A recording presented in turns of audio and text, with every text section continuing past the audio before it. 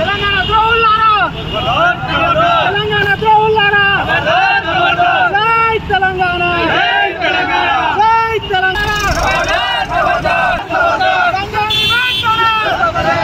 సంజయ్ నివాంతన జై తెలంగాణ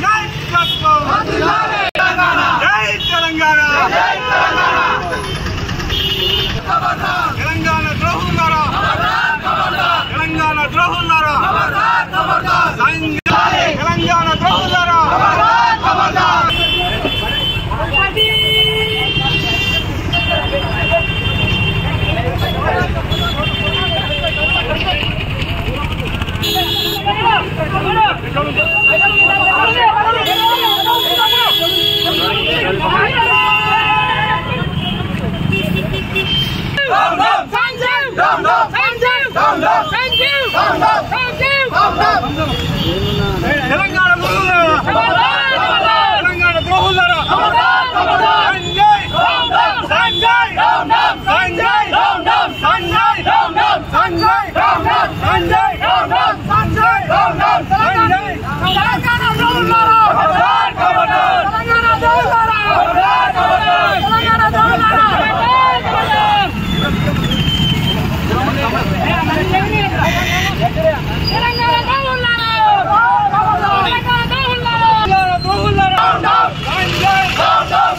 ఇప్పుడు కూడా అదే విధంగా తెలంగాణ రాష్ట్రానికి సంబంధించినటువంటి టీఆర్ఎస్ పార్టీకి సంబంధించినటువంటి ఎమ్మెల్యేలను కొనుగోలు విధానంలోనే కొనుగోలు చేసే క్రమంలోనే ఆయన పూర్తిగా దృష్టి సారించినట్టు కనిపిస్తూ ఉన్నది. ఎందుకంటే ఇప్పుడు తెలంగాణ రాష్ట్ర వ్యాప్తంగా ఆయన ఏవైతే హామీలు ఇచ్చి ముఖ్యమంత్రి పీఠాన్ని అధిరోహించిండో అవన్నీ పక్కన పెట్టేసి కేవలం టీఆర్ఎస్ పార్టీని ఎమ్మెల్యేలను కొనుగోలు చేయడానికి మాత్రమే ఆయన దృష్టి సారించిండు. పెన్షన్లు 4,000 రూపాయలు కానీ, రైతు భరోసా కానీ, రైతు రుణమాఫీ కానీ, ఉద్యోగాలు కానీ అన్నింటినీ పక్కకు పెట్టి కేవలం బీఆర్ఎస్ పార్టీని ఎమ్మెల్యేలను ఉండడానికే ఆయన కృతజ్ఞత ఉన్నట్టు కనిపిస్తూ ఉన్నది.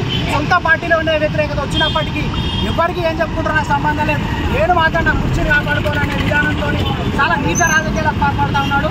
ఇదేవిధంగా నేను సంజయ్ గురించి కూడా మాట్లాడుతూ ఉన్నాం. కన్న తల్లి పాలు తాగి రొమ్ము గుద్దేటువంటి నీచులు మా పార్టీలో ఉన్నట్టు మేము చాలా చింతిస్తూ ఉన్నాం. ఇటువంటి ఎంతమంది విధవాలు ఉంటే అందరూ బయటకు వెళ్ళిపోండి. ఎందుకంటే మా శాయశక్తుల మా రక్తాన్ని దారబోసి నిర్మించుకున్నటువంటి భారత రాష్ట్ర సమితి పార్టీని మేము పునాదులతో సహా కాపాడుకుంటాం. పునాదుల నుంచి ఇవాళ బిల్డింగ్ వరకు కాపాడుకున్నది మేము. ఇటువంటి అవసరం కోసం వచ్చిన నాయకులు ఎంతమంది వచ్చినా ఎంతమంది పోయే నష్టం లేదు.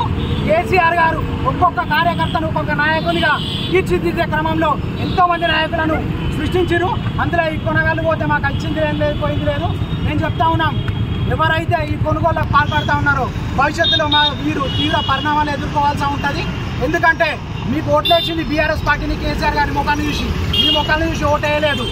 ఇవాళ మీరు ఓడిపోయే క్రమంలో ఉన్నటువంటి సందర్భంలో కేసీఆర్ గారు నిలబెట్టి మరి మన ఎమ్మెల్యేలుగా గెలిపించి మీకు రాజకీయంగా విచ్చబెట్టిన పార్టీని వదిలేసి అవసరం కోసం మీరు ఇటువంటి అడ్డదారులు చెప్తా ఉంటే తెలంగాణ సమాజం చూస్తూ ఊరుకోదు. ఈ భవిష్యత్తులో తీవ్రమైన గుణపాఠం చెప్తామని చెప్పేసి మేము భారత రాష్ట్ర సమితి విద్యార్థి విభాగం పక్షాన హెచ్చరిస్తా ఉన్నాం. నిన్నటి రోజు జరిగిన మన ముఖ్యమంత్రి రేవంత్ రెడ్డి గారు ఒక ఎమ్మెల్యేలను తీసుకుపోవడం చాలా దురదృష్టకరం అని మీరు తెలియజేయడం జరుగుతుంది.